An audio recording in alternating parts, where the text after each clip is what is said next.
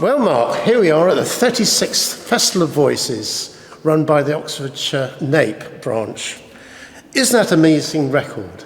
It certainly is. I was here last year for the 35th version of this, and it was amazing. The kids sang so beautifully. It's such an amazing venue. Yes. It really is a sight to behold, both for the experience for the children and also, I think, for the parents and the carers that come to support it. That's right. And historically, it's got quite a record, hasn't it? It has. I mean, it's been in many venues, I think, over the years, all the way from the Wembley Conference Centre before it was taken down. It's it's been in Birmingham Symphony Hall, and so it's got That's right. lots of different sizes. It's got some pedigree.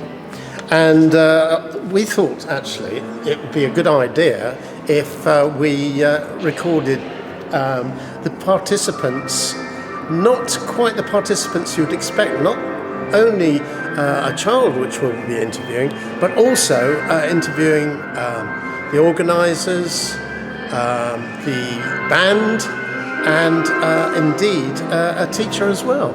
What do you think about that, Mark? Do you think it's that'd great. be a good idea? I think to have the whole thing in the whole, so you get a real experience of what it's like from everybody's point of view, I think, because it's such a special thing. As we said, it's been going for 36 years this year, and I know they've got a waiting list. I know they've got people who want to come year on year, so I think it's good to get that whole feel of what it's about. That's a good point, because of course this afternoon's concert is being put on because there just wasn't any space during the week, the Monday to the Friday events. Absolutely. So that's quite a testament to what Oxfordshire are doing.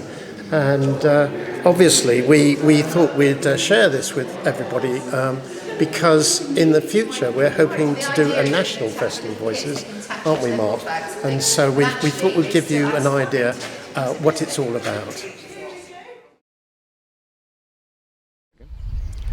We're at Dorchester Abbey for the 36th Festival of Voices, which is such an amazing achievement for have a running event that's gone on for so long. And we have one of our participants this year taking part, and she's very kindly agreed to chat to us. The reason we've got microphones and things here is because we're also doing this for the National Association for Primary Education podcast, and also as well as this video to give us some idea and give you some idea really exactly what's involved in this wonderful event. So thank you so much for chatting to us today. I'm really pleased that we're able to have this chat.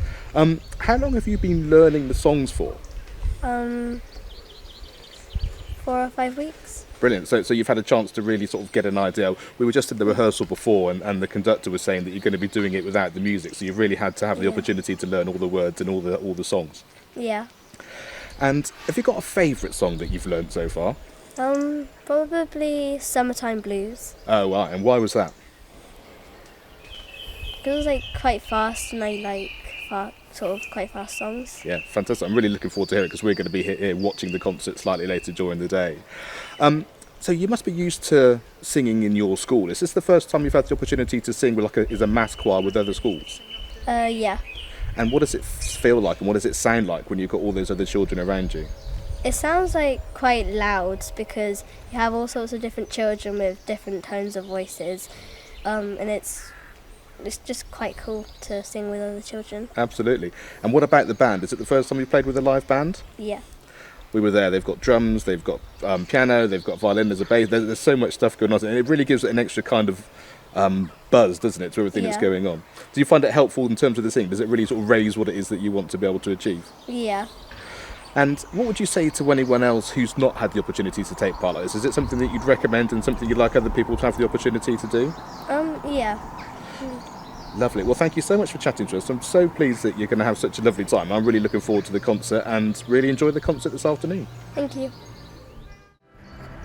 So I'm now joined by Sue Baker, who's been organising this event since the very beginning, or very close to the very beginning. She's going to give us a little bit of history of the longevity of the event, the kinds of venues that it's been in, and how the whole thing's got going. So thank you very much for joining us, Sue.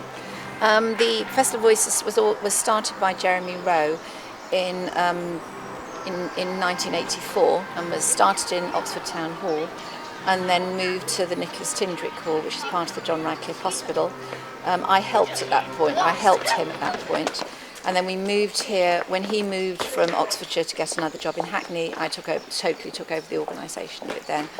And it's moved here about 26 years ago. We've been running it at Dorchester Abbey, which is such a beautiful venue in Oxford to actually hold a concert. And how has it developed over the years? We talked before just a little bit about the way that you talked to how you organise the music and the... So it started with just happened, I think, there was just one concert, I think, the first year. Then it sort of gradually grew to more. So now we're having 5 evening concerts here, and also last year we started having a lunchtime concert as well. And that's because there were so many schools who wanted to take part. We just couldn't fit them all in each year. So how many schools would take part over the course of the year, and how many parents do you think would actually be coming to watch as well? It depends how many children from each school actually take part. So numbers vary from small schools, there might only be 10 children, and we have a maximum of 30 children taking part. And the choir is about somewhere between 235, 240. Brilliant. And as you said, the parents do come to watch, and friends and family as well. So you really fill up the hall. Absolutely, parents and friends of family. So children take part with their schools. It's a school booking to take part. With NAPE schools, obviously have priority for booking. And what's the cost to the school, and what's the cost to the parents who come and watch? So the children pay £2. Currently, children pay £2 to take part. And there's no charge, obviously, for accompanying adults or anything like that. And parents pay £6.50 for adult tickets and £3 for child tickets. And it's such a beautiful event, and the singing's always wonderful, and that's partly because you put so much time into all the preparation. So give us a little bit of an idea of how you get the repertoire and the sorts of resources that you provide for the schools. Okay, so we start at the end of each Festival of Voices. We send a questionnaire out to schools where they suggest songs. In the summer holidays, usually early August, the 2 conductors, Peter Hunt and Kevin Stannard and myself, meet and choose the programme for the following year. I then contact publishers or composers, writers of the song, to get permission to actually use their songs, because we copy a music book. It's usually about 65 copies of the music book I have printed, and so we pay for that, and also copies of the song words as well. And that usually takes about, if I write them early August, that usually takes until, and it was the end of January this year where I got permission to use all the songs. If we don't get permission to use a song, we usually have a reserve song which we put in its place, and sometimes we don't get permission. So it really is a mammoth task, really, because there's an awful lot involved in it. Kind of takes all year, so I contact schools usually January time. As soon as I've got copyright permission, then I contact schools to ask if they want to take part, and usually they get their music packs during the February half term. So they've got lots of time. So they've got lots of time to. So that means some schools do it with a class of children. Other schools actually have a choir, and that varies from school to school. And it's how it's easiest to organise for that school. Yeah, and then it's very personal. Then, like I say, for the school, which I think is always a great idea. In terms of the practicalities, you've got staging here. So we hire on the Sunday night. We hire staging and we hire extra chairs. So on the Sunday night, we set up the Abbey. So we put out the extra chairs. At one point, we had to actually remove all the choir stalls and things, but that was modernised here a few years ago, and they have a team that do that for us. But obviously, the staging gets put up on the Monday morning, taken down on the Friday night. We then clean the area, sweep it all up, so the Abbey can be back to normal for church on Sunday. And you've got a really large sort of team of volunteers, as well as the small team that organise the whole thing, because it's about the car parking, it's about the we actually have a very small NAPE committee who actually does it all. So we have for car parking, we need 2 people for car parking and about 3 people for sort of doing and we have someone on NAPE committee who kind of sorts out the sort of helpers rota, and we probably need somebody for taking tickets, someone for selling programmes for doing it, and we obviously have a treasurer who all the money gets paid into. Yeah. And we'd like more volunteers if possible. Absolutely, all help always gratefully welcome. In terms of the programming and the actual physical programs and all that kind of thing as well, do you get support in sponsorship for that kind of thing? So everything comes out of that very tiny fee that you charge for the children and the Absolutely, parents? Everything comes out of that. Everything comes out of that. The musicians are paid, and the musicians and the conductor are paid. Everybody else gives up their time voluntarily.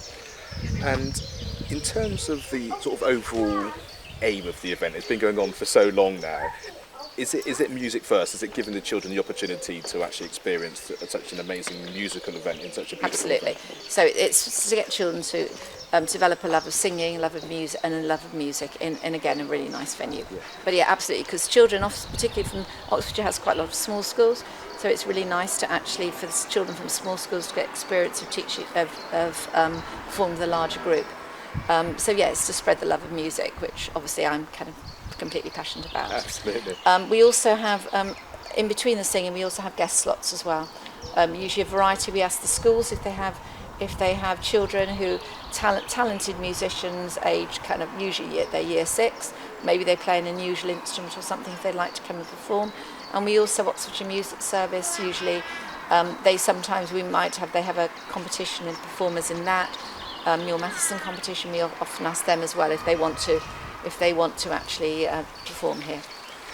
So you said it's been here for a long time here at Dorchester Abbey, but 26 years. But it has been in other venues as well. Can you tell us a little bit about that sort of history as well? Okay, so when it started in Oxfordshire, after it started, we used to have a National Festival of Voices as well. We'd have children from all over the country. And that was held at Wembley Conference Centre, which has actually now been pulled down. But it's kind of in front of where the new stadium was. So that happened for many years. And was very successful. I think it's a really important thing just to thank you really for all your time and effort and all the support that's gone in over such a number of years, and like I say, with such a small number of people that are able to do it. I think it's having been here last year to the event, it's such a beautiful concert. I really enjoy doing it. It's kind of fun to do, and it's great that parents and children really enjoy it, and it's one of their memories. And we've also got now people who, because it's been going for so long, I'll have people who are parents who took part as children, or teachers who took part as children, and can say to the conductor, well, I remember, or you taught me when, and now their children are taking part. So that's really nice. I think that's wonderful, and it kind of brings sort of joins the circle together, doesn't it? It does. It does. It's really nice. Well, thank you so much for chatting to us. I really appreciate finding out all about the event, and wish you for many more years success in the future. It's a pleasure.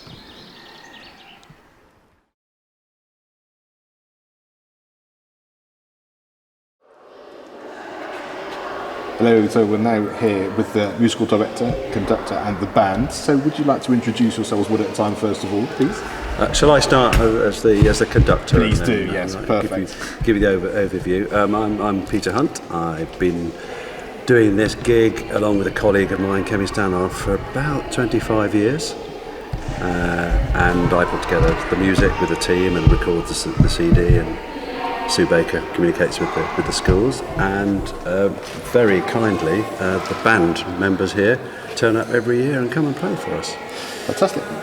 What's your name? So I'm Tim Smith, and I'm a relative newbie compared to these guys, and I've just been doing it for 2 years now, and I'm a music student, and I'm The pianist. I'm the pianist, yeah. That was the important part. Just a pianist. Just in case you have any music clips, The piano is what you play. I play the piano.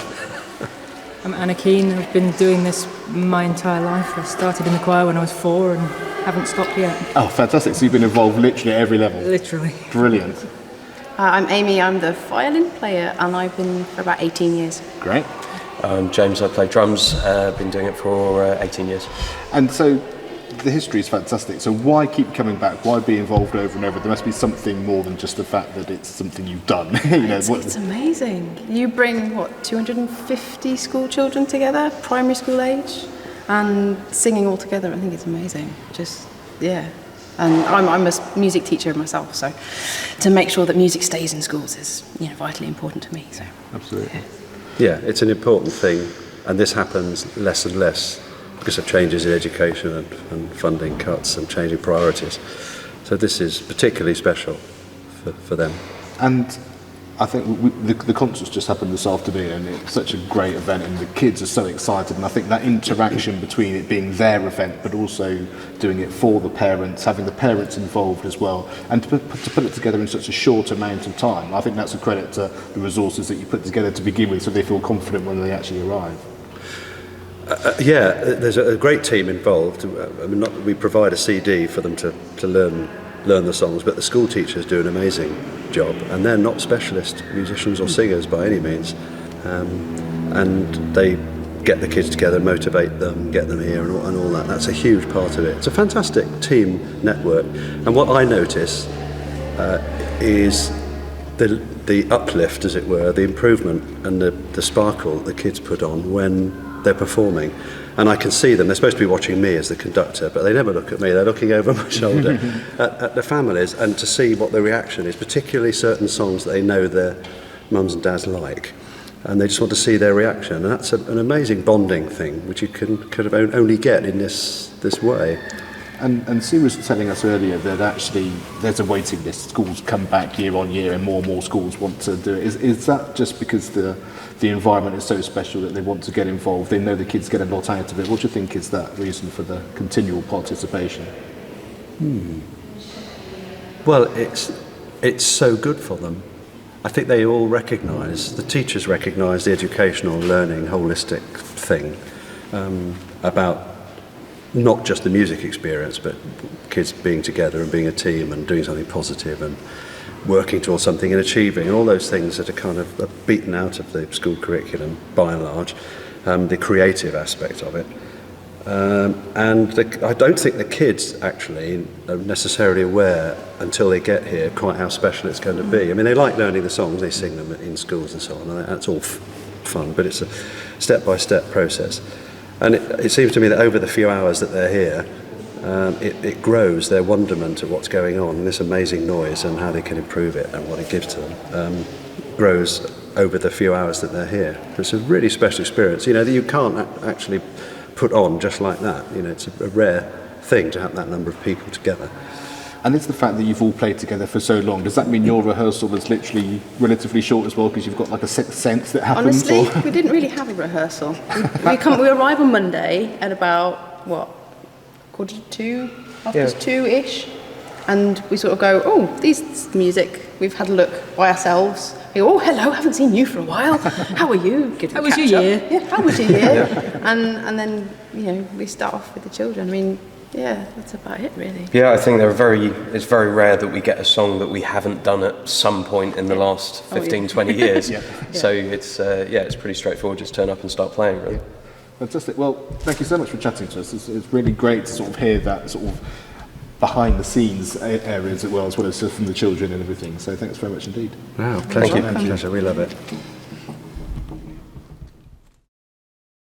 And I'm now joined by Kelly Fye, who is a teacher here, but we also know that you're a parent for this particular concert, and you've been a pupil in the past that took part, and you're in the band over the years. So, Yes. so you've got the experience of exactly what the Festival of Voices is all about. Absolutely. I've been involved with Festival of Voices since I was 6 or 7, I think, at primary school. So I was lucky enough to be at primary school with Sue Baker, who's the lady who organises Festival of Voices, and she was one of my primary school teachers. And I came along, I participated in many Festival of Voices in school. I think also into middle school, in the middle school system in Oxford, and we used to go to the national Festival of Voices after the Oxford, the local one, at Wembley Arena, which was great when you're 8 or 9 and 10. So we attended the National Festival of Voices at Wembley, and then later on, when at secondary school, I was part of the music service, and a group of us were asked, we performed quite regularly, and we were asked to come and be the band. So I then became a member of the band and played for the concerts maybe for three years, and I also sang with the children. So every year there'd be a number, I'd sing the verse and the children would sing along. And then, it sounds silly, I left Oxford for a long time and then came back and retrained to be a teacher.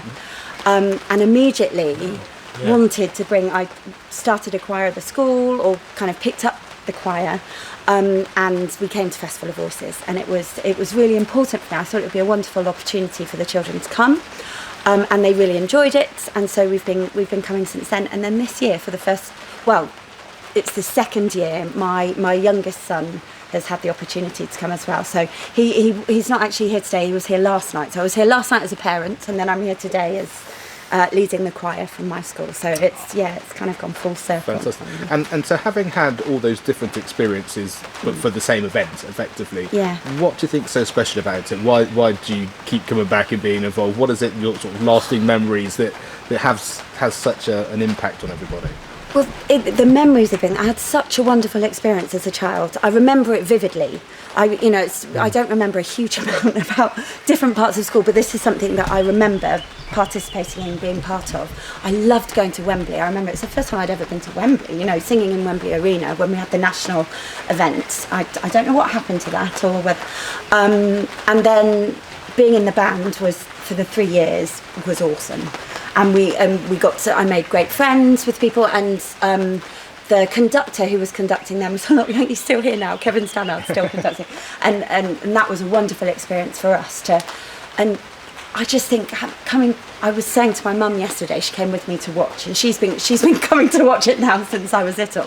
So I just fills you with joy, hearing young voices singing together and seeing the children. I mean, the conductors we have here are incredible. They spend 2 hours in the afternoon kind of he manages to pull together 8 different choirs from 8 different schools in 2 hours into this fabulous choir who are all singing together, singing in parts, singing in harmony sometimes. And, so, for example, my 9-year-old son was here yesterday. He's bouncy. It's taken a while to get him into choir. He was watching every minute. He was watching the conductor kind of focus, trying to remember the work. He's had to learn nearly 20 songs. It's great for him, and I could see how much he enjoyed it. And he was buzzing all the way home, and I was buzzing, because you come and listen to young voices and young children singing all together in a glorious place like Dorchester Abbey, and it just fills you with joy, really. And as a teacher, life is so busy now, and you're asked to do so much, and you're always trying to lever in and squeeze so many things in, and sometimes it can seem like quite a momentous task, Festival of Voices, learning with the number of songs that you have to learn, with the small amount of time you might have, but there are so many ways around doing, and schools, I know that every year more and more schools are applying, and once a school comes and brings a group of children to Festival of Voices, that's kind of it. You realise how valuable it is for the children. And even I think I know some schools where instead of having the choir coming, they might they'll say, well, our year 5s are the group that will always go, so every child will have one opportunity to come and to join in and have the chance to learn those songs and to sing. And you'll always within that group have some children who are quite reticent to come along and to learn the songs.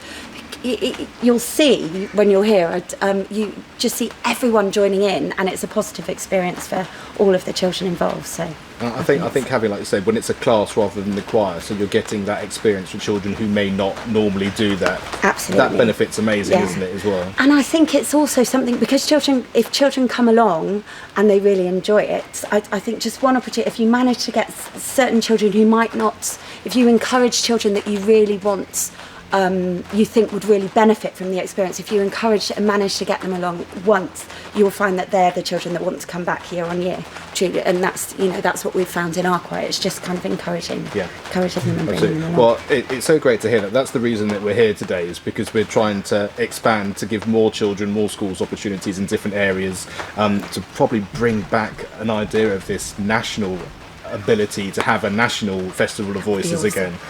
So we're talking to venues, and we've got lots of ideas and that kind of thing, but we just wanted to make sure that parents, teachers, schools that had an opportunity to hear that the enthusiasm that you're able to portray for us in terms of why it's such a great event and how the history has really been so supportive, and you're such a great example from having been a child that did it all the way through to here as a teacher and a parent, and that's just lovely. So thanks so much for chatting to us today. Thank you very much. Thank you.